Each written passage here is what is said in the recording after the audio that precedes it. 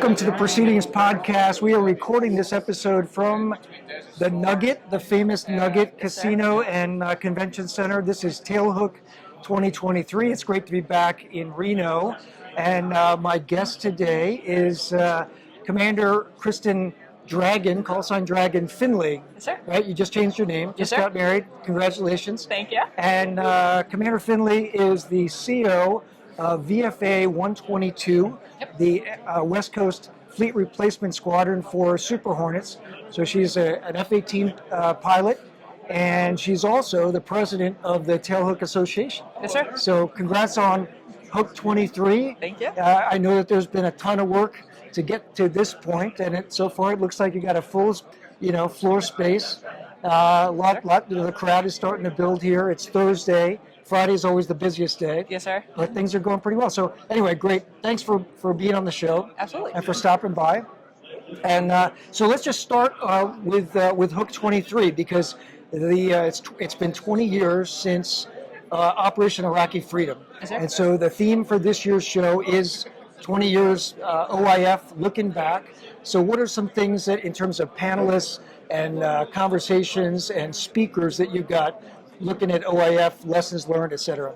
Yeah, we're kind of excited about it this year because we have two panels and they're going to build off of each other. At least that's the plan. So this afternoon, we're going to kick off, and Admiral Gortney is going to be our moderator. He's taking a group of people that were all junior officers when OIF kicked off. And so we're trying to get their perspective and more of a tactical level discussion of what it took kind of at the ground level to perform in country right when things kicked off. And then on the following day, on Friday, we are going to have Roy Rogers is going to be our moderator, and he has more of a senior perspective. So when we're starting on the tactical level today, we'll move to a more strategic level tomorrow with the people that were in leadership roles at that time and did all the planning and execution for OIF. So it should be a really cool transition between both of those panels. I look forward to it. Now, I want to ask you, being president of Tailhook sounds like one of those all work and no pay jobs, right?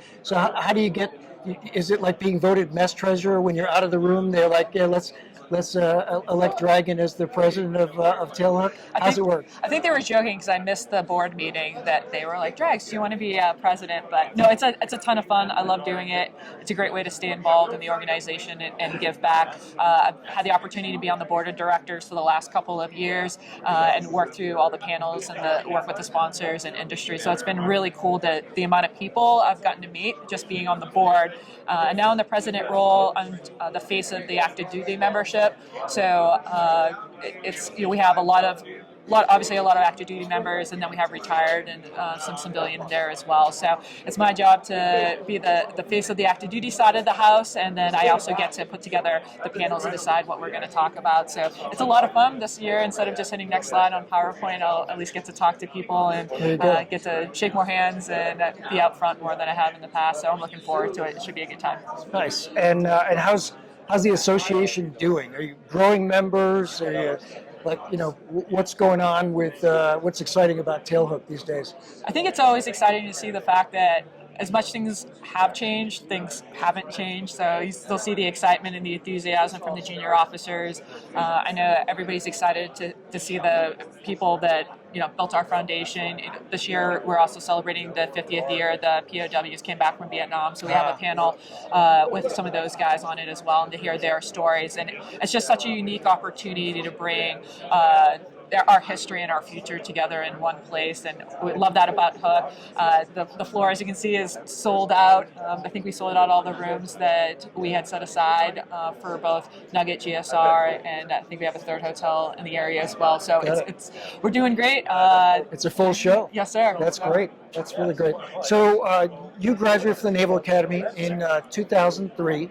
So you're at the 20-year mark. Will you be coming back for a reunion this fall? I would love to. It's in a couple of weeks, and unfortunately, between everything that's been going on and Squadron things, I'm not going to make it back. But one of these years, I guess I'll have to wait another decade. So 2003, you graduate from the Naval Academy. You head off to flight school. You go through the FRS. What year did you join your first fleet squadron? let's see, I think 2007 is when I took the short bus through the RAG. So good on my RAG instructors who had to have a little extra work with me. I like to say that extra work paid dividends in the end. So yeah, I hit the Vigies. 151 was my first squadron. So, and then been in Lemoore for most of my career after that. So, and that's one cool thing about OIF for me this year is that was the first operation that I was involved in. So it's kind of, we do a lot of, future and history. This for me is more, personal for something that I was actually you lived it. Yeah. So 2007, if you were deployed for OIF at that time, that's about the time of the surge. That's the time, Fallujah. It was pretty rough time on the ground in Iraq at that time. So what kinds of missions did you fly for OIF? We went back out in 2008, so they were starting to turn down by the time we went out there. I was on the Lincoln, and we were still doing close air support at that time. So my first employment was in Iraq, and we had troops in contact and dropping JDAM in country right off the bat as a nugget. So I think I was the first one in my squadron to get to drop a bomb, and everybody was super upset that the new kid got to do it before anybody else did. So it was quite the learning experience and jumped in the deep end real fast. Did you fly OEF Enduring Freedom missions as well, Afghanistan? I did. We did. That cruise was unique in that we did half of OIF and then went over and did OEF right after. So we did half and half. And then my third cruise was just primarily OEF, kind of as we were starting to withdraw. And then I was at the front of when we started OIR afterwards too. So I went back to Iraq a couple of years later to work the ISIS problem. Okay. ISIS in Syria, and so it's like 2014 or so? Yes, okay. sir. Got it. All right, so a lot of people, particularly Proceedings readers, will know from a year ago, we had an article in the September issue. It was called Flight of the Phoenix, right? And it highlighted the fact that you guys flew in Top Gun Maverick, right? Yes, sir. And so you had Monica Barbaro in your backseat. Yes, sir. So what was that like? She is awesome, and she is not only a phenomenal actress, but she's an amazing person. And we had a ton of fun together in the aircraft. So we would get in the jet, get ready to go. We knew what we were going to do for that flight. We'd spend the whole time catching up on the taxi, get airborne, run through what we needed to, and then have fun catching up on the taxi back to the hangar afterwards. But she was so great in what she did because we know how to fly the airplane, but they're the professionals on how we had to get the shots and what we had to do. So it was fun watching them do their craft, and the cast did such a phenomenal job of really trying to maintain the trueness to naval aviation and capture what it was like to be in a ready room and in a squadron with people, and I think they did a phenomenal job. So the filming for that, 2018, 2019, when were you filming those scenes? I think it was 17, 18, probably maybe 18, I believe. Got it. It's been a couple years And now. you were stationed, you were on the staff at Strike Crew, also known as Nordic. Yes, sir. Naval Air Warfare Development Center. Yes, sir. At Fallon. Yep. Which is where the real Top Gun is, not at NAS, North Island. Yeah, not in Miramar anymore. Not in Miramar anymore.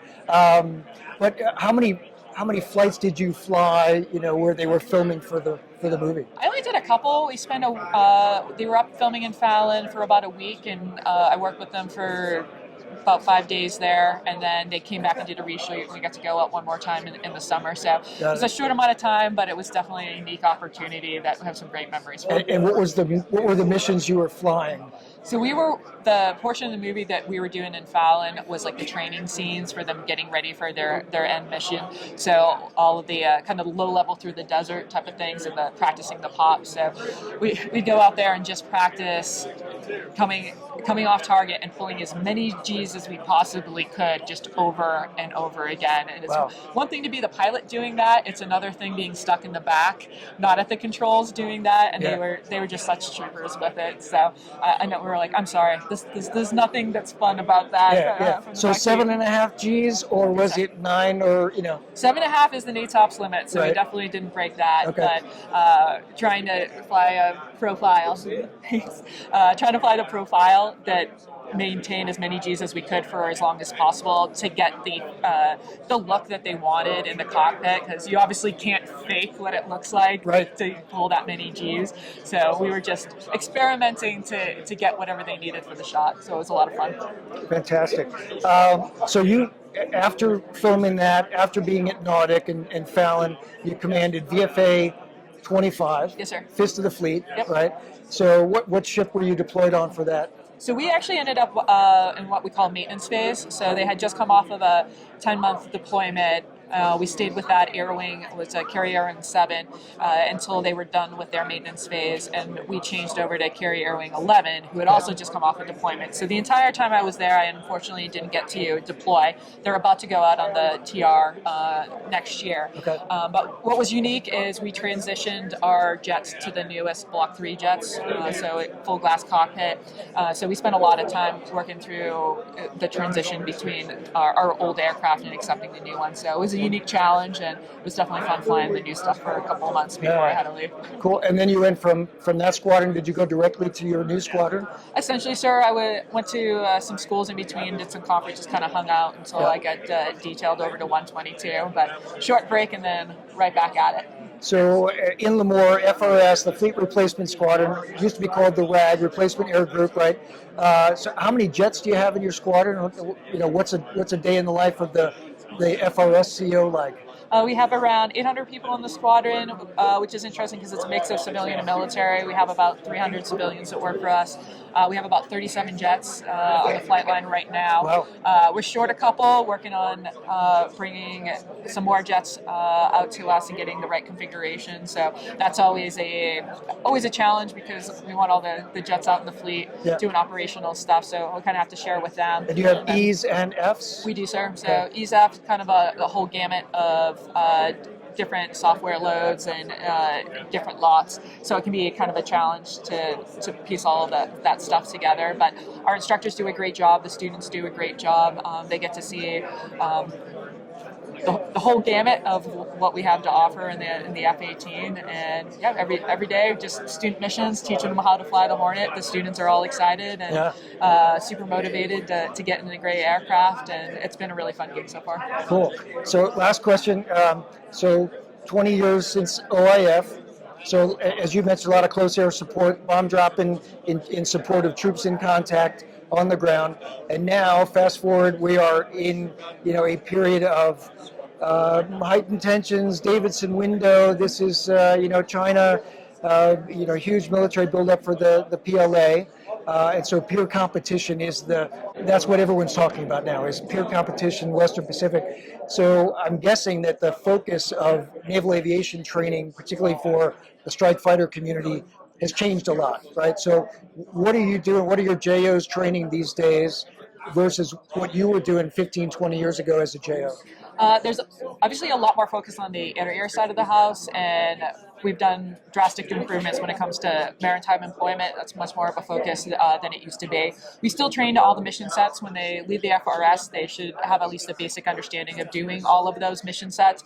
But we're finding now, too, that when we go out to, say, like an Air Wing Fighter or a COM-2X, the focus is a little less on close air support than it used to be, and more of just battle group integration. And, we just don't operate solely as an air wing anymore. The importance of working with our surface and subsurface guys, and even integrating with the other services is a lot more of the focus than it was when I started out. So definitely not going to execute that mission on your own. So learning how to integrate and work to each other and finding out what our piece of that puzzle is.